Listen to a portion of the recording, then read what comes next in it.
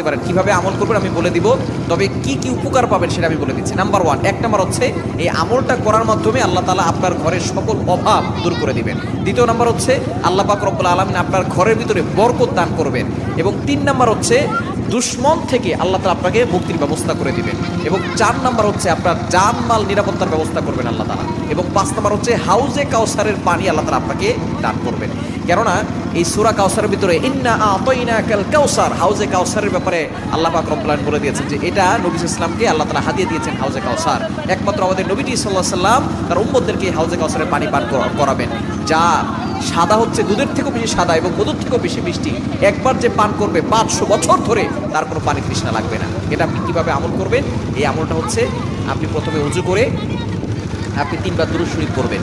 এরপরে হচ্ছে আপনি সূরা কাউসার 11 বার পড়বেন। শেষে আবার 3 বার দুরূদ শরীফ পড়বেন, পরে আপনি পানিতে ফু দিয়ে ওই পানিটা খাবেন। দেখবেন আল্লাহ পাক